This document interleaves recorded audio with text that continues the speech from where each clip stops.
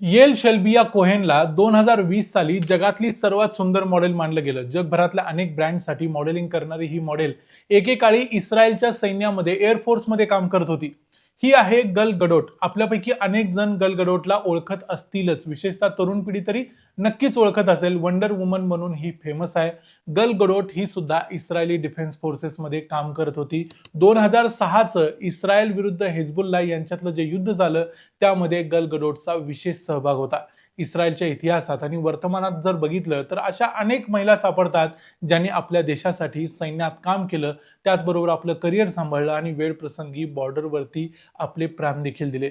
त्यामुळे इस्रायलच्या रस्त्यांवर अशा प्रकारची दृश्य सातत्याने दिसत असतात, ज्यामध्ये अनेक महिला हातात बंदूक घेऊन फिरत असतात. त्यामुळं आजच्या या व्हिडिओमध्ये आपण बघणार आहोत इस्रायलच्या उभारणीतल्या महिलांचं योगदान, त्याचबरोबर तिथल्या सैन्याबरोबरच मोसाद सारख्या गुप्तचर संस्थांमध्ये असलेलं महिलांचं योगदान. आजच्या या व्हिडिओमध्ये बघूया. मी आहे रणजित यादव आणि तुम्ही पाहताय द मराठी बाणा. 1948 साली इस्रायलचा जन्म झाल्यानंतर दुसऱ्याच दिवशी सिरिया, जॉर्डन, इजिप्त या 3 देशांनी इस्रायलवर हल्ला केला. त्यामुळे या देशाला जगण्यासाठी युद्ध करणं गरजेचं आहे हे पंतप्रधान डेव्हिड बेन गुरियन यांना कळून चुकलं. त्यांनी इस्रायल डिफेन्स फोर्सेसची स्थापना केली आणि त्याच वर्षीपासून म्हणजे 1948 पासूनच त्यांनी इस्रायलच्या सैन्यामध्ये महिलांना सहभागी होणं कंपल्सरी केलं. 1948 पासून आजपर्यंत इस्रायलच्या सैन्यामध्ये महिलांचा सहभाग लक्षणीय असतो. आज घडीला 2026 मध्ये जेव्हा इस्रायल इराण यांच्यात युद्ध चालू आहे त्यावेळी इस्रायलच्या एकूण सैन्यापैकी 40% सैन्य हे महिलांचं आहे. महिलांच्यावर युद्धप्रसंगी अत्याचार होऊ शकतात म्हणून सुरुवातीला प्रत्यक्ष युद्धामध्ये म्हणजे कॉम्बॅट सिच्युएशन मध्ये महिलांना मागे ठेवलं गेलं, पण हळूहळू प्रत्यक्ष युद्ध परिस्थितीमध्ये देखील महिलांनी सहभाग घ्यायला सुरुवात केली. त्यासाठी त्यांनी एक आंदोलन केलं, त्या आंदोलनाला यश आलं आणि अखेर इस्रायलनं हे मान्य केलं की महिलांना देखील सर्व परिस्थितीमध्ये युद्धामध्ये संधी दिली पाहिजे आणि आज घडीला जवळजवळ 90% पदांवरती सैन्यातल्या महिलांची नेमणूक होऊ शकते. 18 ते 26 वर्षापर्यंतच्या महिलांसाठी इस्रायलच्या सैन्यात काम करणं हे बंधनकारक आहे. त्यामुळे इस्रायलमधल्या अनेक महिला अतिशय आनंदानं सैन्यात सामील होतात, आपल्या राष्ट्रासाठी आपलं कॉन्ट्रीब्युशन देतात. इस्रायलची जी लोकसंख्या आहे ती अत्यंत कमी असल्यामुळे असं करणं देशासाठी कंपल्सरी आहे, गरजेचं आहे. शस्त्रास्त्रांची वाहतूक करणं, वायरलेस ऑपरेटर म्हणून काम करणं, वैद्यकीय मदत पोहोचवणं, स्पाय म्हणून म्हणजे हेरगिरीसाठी काम करणं, गस्त घालणं, याशिवाय अनेक क्लेरिकल कामं या महिलांच्याकडे मोठ्या प्रमाणावर वाटून देण्यात आलेली आहेत. 1962 पासून आजपर्यंत 640 इस्रायली महिला प्रत्यक्ष लढाईमध्ये शहीद झालेले आहेत. ज्यू धर्मग्रंथामध्ये देखील महिलांनी प्रत्यक्ष हातात शस्त्र घेतल्याच्या अनेक कहाण्या आहेत. जसं की विधवा जुडिथ हिनं असिरियन कमांडर होलोफर्नेस याला वश केलं आणि त्याचा झोपेतच काटा काढला. त्याचं मुंडकं घेऊन त्या आपल्या गावी म्हणजे बेथुलियाला परत गेल्या आणि आपलं शहर वाचवलं. 1920च्या दशकात पॅलेस्टाईन मधल्या ज्यू लोकांच्या वस्त्यांचं संरक्षण करण्यासाठी एक संघटना स्थापन केली होती. या संघटनेमध्ये एक तुकडी होती जिचं नाव होतं पॅल्मॅक. या तुकडीमध्ये मोठ्या प्रमाणावर महिला सहभागी होत्या.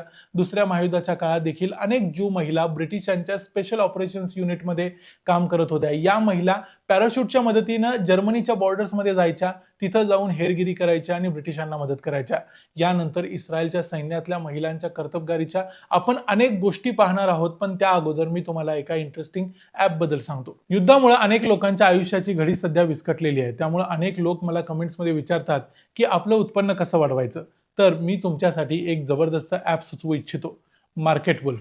हे एक सेबी रजिस्टर्ड ऍप आहे जे भारतात अत्यंत वेगानं वाढत आहे. मार्केट वर जाऊ दे किंवा खाली, तुम्ही मार्केट वुल्फच्या साहाय्यानं ट्रेडिंग करून चांगलं उत्पन्न मिळवू शकता. आणि यांची जी एक्सपर्ट्सची टीम आहे ती तुम्हाला 1-on-1 कॉल करून तुमचा फायदा कशात आहे ते सांगत असते. चला बघूया हे ऍप वापरायचं कसं. मी इथं पिन टाकून लॉग इन केलं. इथे फॉलो ट्रेंड्सवर क्लिक केलं की तुम्हाला आता मार्केटमध्ये असलेले सगळे प्रॉफिटेबल ट्रेंड्स समजतात. तुम्ही फक्त एका क्लिक करून यांना फॉलो करू शकता. इथं तुम्ही अत्यंत कमी पैशामध्ये ट्रेडिंगची सुरुवात करू शकता, जिथं बाकी ॲपमध्ये तुम्हाला 3 पट जास्त पैसे लागतात. याच्यामध्ये एक इनबिल्ट स्टॉप लॉस फीचर आहे जे तुम्हाला तुमच्या होणाऱ्या नुकसानीपासून वाचवतं. जेव्हा तुमचा लॉस एका विशिष्ट लेवलपर्यंत जाऊन पोहोचतो तेव्हा आपोआप हे स्टॉप लॉस फीचर लागतं आणि तुमचं पुढचं होणारं नुकसान टळतं. आणि यांचं ब्रोकरेज सुद्धा इंडस्ट्रीमध्ये सर्वात कमी आहे. बघा, प्रॉफिट ट्रेंडच्या हिशोबाने मूव्ह होताना दिसत होता. मी फक्त स्टॉप ट्रेडवर क्लिक केलं आणि अत्यंत कमी वेळात 1306 रुपयांचा प्रॉफिट बुक झाला देखील. ही संपूर्ण सेवा तुम्ही फक्त 99 रुपये देऊन लाईफ टाईमसाठी खरेदी करू शकता. तुम्ही याच्यामध्ये सोने, चांदी, क्रूड ऑइल याच्यासारख्या कमोडिटीजमध्ये देखील ट्रेड करू शकता सकाळी 9 वाजल्यापासून रात्री 12 वाजेपर्यंत. आणि मार्केट वुल्फ ॲप तुम्हाला फ्री रिकमेंडेशन सुद्धा देतं. हे बघा, लोकांनी आत्ताच एका दिवसात 11,850 रुपये, एका महिन्यात 70,468 रुपये आणि एका वर्षात 5,03,940 रुपयांचा प्रॉफिट बुक केलाय. आणि या प्रॉफिटवर मार्केट वुल्फ कोणतंही कमिशन घेत नाही. मार्केट वुल्फ ॲपचे आतापर्यंत 20 लाखापेक्षा जास्त डाउनलोड झालेले आहेत. त्यामुळे वाट कशाची पाहताय? लिंक कमेंट्समध्ये आणि डिस्क्रिप्शनमध्ये दिलेली आहे, त्यावर क्लिक करा आणि हे ॲप कसं आहे ते आम्हाला सांगा. आता येऊया आपल्या स्टोरीकडे. इस्रायल हा एक स्वतंत्र देश झाल्यानंतरच त्यामध्ये महिलांचा सहभाग वाढत गेला. 1951 मध्ये एल रोम इस्रायलच्या पहिल्या महिला पायलट झाल्या. रॉनी झुकरमन या 2001 मध्ये पहिल्या महिला फायटर पायलट झाल्या. त्यानंतर इस्रायलमधल्या अनेक महिला सध्या F-16 विमानं अतिशय प्रभावीपणे उडवतात. 2006 सालच्या हिजबुल्ला बरोबर झालेल्या युद्धात हेलिकॉप्टर मेकॅनिक असणाऱ्या किरण टेंडलर यांचा हेलिकॉप्टर हिजबुल्लाच्या दहशतवाद्यांनी पाडलं आणि त्यामध्ये त्या शहीद झाल्या होत्या. 33rd कॅरेकल बटालियन ही 2000 साली स्थापन झालेली होती. ही इस्रायलची महिला आणि पुरुष अशी मिक्स असलेली एक बटालियन आहे. पण या बटालियनमध्ये पुरुषांच्या पेक्षा स्त्रियांचं प्रमाण खूप जास्त आहे, जवळजवळ 70% आहे. आणि ही एक अतिशय खतरनाक अशी बटालियन आहे. या बटालियननं इस्रायलच्या दक्षिणेला 7 ऑक्टोबर 2023ला हमासनं जो हल्ला केला होता ना, त्या दिवशी 100 पेक्षा जास्त दहशतवादी मारून टाकले. ही बटालियन इजिप्तच्या बॉर्डरच्या जवळ तैनात असते. लेफ्टनंट कर्नल ऑर बेन यहुदा या बटालियनच्या प्रमुख आहेत. संपूर्णपणे महिलांनी चालवलेले रणगाडे शत्रूच्या हद्दीत घुसले. 7 रणगाडे होते, ते शत्रूच्या हद्दीत घुसले आणि 100 पेक्षा जास्त हमासच्या दहशतवाद्यांना त्यांनी मारून काढलं. आणि ज्या काही गॅप्स बॉर्डरमध्ये शिल्लक राहिलेल्या होत्या त्या सगळ्या गॅप्स या महिलांनी बंद केल्या. त्यामुळे हमासच्या दहशतवाद्यांना इस्रायलमध्ये घुसण्याची जी संधी होती ती तिथंच थांबली. अन्यथा आणखी शेकडो लोकांचा मृत्यू इस्रायलमध्ये त्या दिवशी झाला असता. इस्रायल आणि हमास यांच्यामध्ये 7 ऑक्टोबर पासून जो संघर्ष सुरू आहे त्यामध्ये महिलांचा सहभाग लक्षणीय आहे. पण 7 ऑक्टोबरच्या अगोदरच सार्जंट रॉनी येशेल यांनी इस्रायली सैन्याला इशारा दिला होता की हमास असं काहीतरी करण्याच्या तयारीत आहे, त्यामुळे इस्रायलवरती एक मोठा हल्ला केला जाऊ शकतो. पण त्यावेळी इस्रायल सरकारनं त्याकडे कानाडोळा केला, ज्याची किंमत जवळजवळ 1200 लोकांचा मृत्यू होऊन चुकवावी लागली. याच 7 ऑक्टोबरला झालेल्या लढाईमध्ये रॉनी येशेल आपल्या पोस्टवर लढताना शहीद झाल्या. 2024 पासून इस्रायलने काउंटर टेररिझम युनिट देखील चालू केलंय. याचं नाव आहे याहालोम. या दहशतवादी विरोधी पथकामध्ये देखील मोठ्या प्रमाणावर महिलांचा सहभाग आहे. हे देखील एक कॉम्बॅट ऑपरेशन म्हणजे प्रत्यक्ष युद्धामध्ये भाग घेणाऱ्या महिलांचं पथक आहे. नोवा नावाच्या एका सणादरम्यान झालेल्या हल्ल्याच्या वेळी तिथल्या लोकांना सलग 12 तास वाचवायचं काम एका महिलेनं केलं. ती महिला 10 मुलांची आई होती. त्या महिलेचं नाव होतं शिफ्रा बुखरिस, जी बॉर्डर सिक्युरिटी फोर्समध्ये काम करत होती. अशी इस्रायलमध्ये अनेक महिलांची उदाहरणं आहेत. आम्ही सुरुवातीला सांगितलं होतं की गल गडोट ही सुद्धा इस्रायली डिफेन्स फोर्सेसमध्ये काम करत होती. ती सार्जंट म्हणून काम करत होती. कॉम्बॅट फिटनेस ट्रेनर असा तिचा रोल होता. मिस इस्रायल झाल्यानंतर तिला सैन्यातून बोलावणं आलं आणि तिचं एवढं सगळं चांगलं करिअर तिच्या समोर होतं, तरी देखील तिनं ते सोडलं आणि ती अतिशय आनंदानं सर्व्हिसेसमध्ये गेली. तिनं सर्व्हिस कंप्लीट केली. ती स्वतः कराटेमध्ये एक ब्लॅक बेल्ट धारक आहे. हॉलिवूडमध्ये अनेक चित्रपट मिळवण्यामध्ये तिचं सैन्यातलं हे करिअर खूप महत्त्वाचं ठरलं असं ती अनेक वेळा सांगते. फास्ट अँड फ्युरियसमध्ये तिचे सगळे स्टंट्स तिनं स्वतःच केलेले होते, कारण तिचा मिलिटरी एक्सपिरियन्स त्यासाठी अत्यंत महत्त्वाचा ठरला. आता राहिला महिलांचा मोसादमधला सहभाग. इस्रायली गुप्तचर संस्था मोसाद ही जगातल्या अत्यंत प्रभावी गुप्तचर संस्थांच्यापैकी एक आहे. मोसादचे डायरेक्टर अमीर पार्दो यांनी एकदा सांगितलं होतं की मोसादमध्ये महिलांचा सहभाग लक्षणीय आहे, कारण महिला अशा अनेक गोष्टी करू शकतात ज्या पुरुषांना जमत नाहीत. याशिवाय बीबीसीच्या एका रिपोर्टनुसार महिलांची मोसादमधली संख्या जवळजवळ 40% आहे.